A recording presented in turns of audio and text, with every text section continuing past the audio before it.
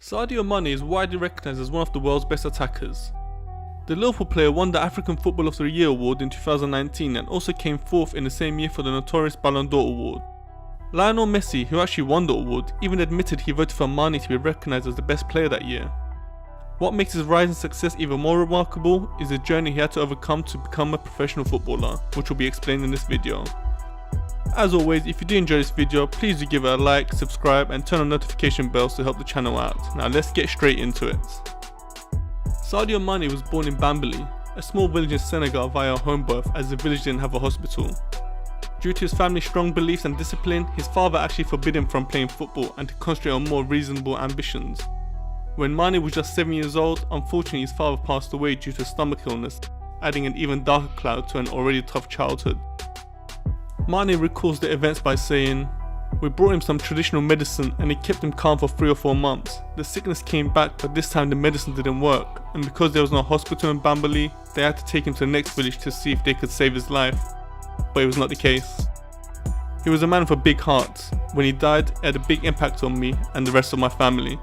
I said to myself, now I have to do my best to help my mother." This drove Mane to be even more determined and driven to fulfill his dreams. After initial refusal, his family finally gave in as Mane had started to show his talents and there was growing belief he could become a professional. At the age of around 15-16, Mane travelled to Dakar with his uncle, the capital of Senegal, to increase his chances of becoming a footballer. When he attended the trial at Generation 4 Academy, the manager assumed Mane was lost since his attire and boots were so worn out. But after convincing the man to test him out, Mane impressed instantly. He recalls this interaction as, "He asked me, 'Are you here for the test?' I said I was. He asked me, 'With those boots, look at them, how can you play in them?'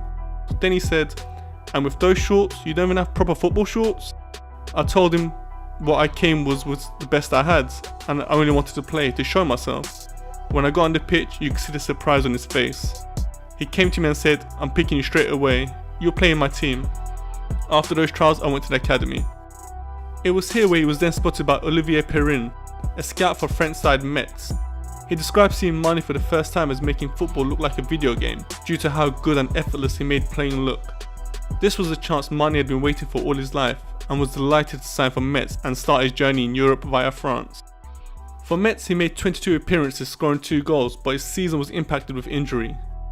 This then led to homesickness, as the culture and weather difference was very different to what he was used to in Senegal. But he knew he had to be strong and maintain his focus, so whenever he would speak with his family back home, he would not mention to them his struggles as to not worry them.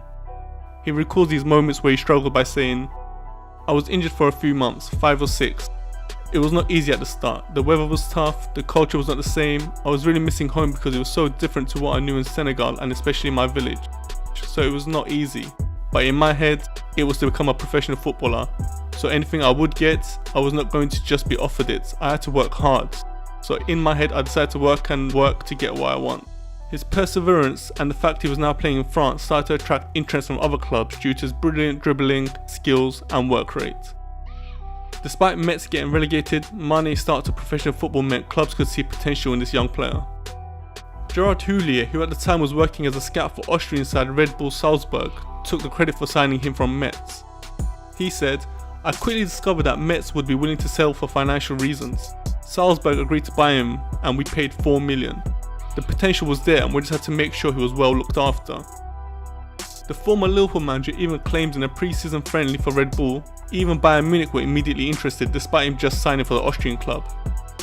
Houllier said, "We played a friendly against Bayern Munich and Salzburg won 3-0.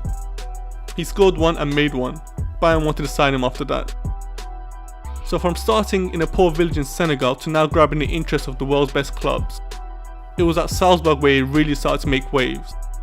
In 87 games he recorded 45 goals and 32 assists, nearly a goal contribution every game, helping his side to 2 championships as well as 2 cup victories.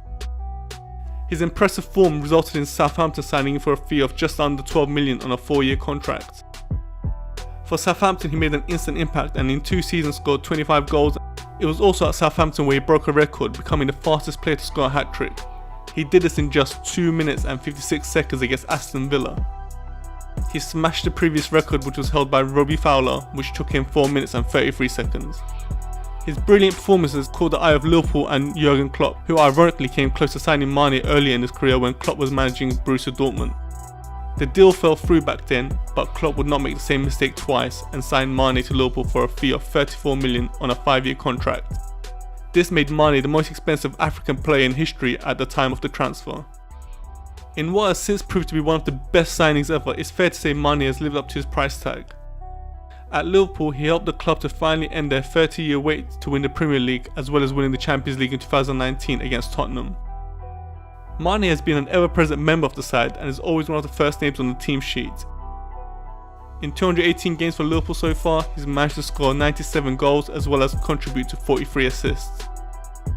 The little boy who dreamed of being a professional footballer had finally reached the highest of heights in terms of club football. Despite being a world-class footballer as well as being a very rich and famous person, Mane has remained true to himself and his beliefs. He really is one of the nicest and most humble guys in world football. One of those players which even rival fans appreciate, mixing exquisite skill and talent with an extraordinary work ethic, all whilst remaining humble and sincere. Despite his fortunes, Mane has not forgotten his roots. Remembering the death of his father and the lack of hospital and healthcare in his village, he ended up paying for a hospital out of his own pocket. Mane said he wanted to give people hope and prevent others from going through what he and his family had to. It was also reported that he had donated £250,000 to fund a new secondary school, as he believes education is important for the kids of Senegal to fulfill their dreams. He also donated over £40,000 to help deal with coronavirus in his homeland. Despite being a star player, there is various footage of him carrying the team's water and equipment and cleaning a mosque, rather than seeing these tasks as beneath him. And I'm sure there is countless examples which doesn't get reported on since he's such a humble and private guy. So yeah, that was the path that Sadio Mane had to take to make his dreams come true. I hope you enjoyed the video, and if you did, please do give the video a like, subscribe, turn on notifications so you don't miss a future video. And I hope to see you again on Football Scope in the future.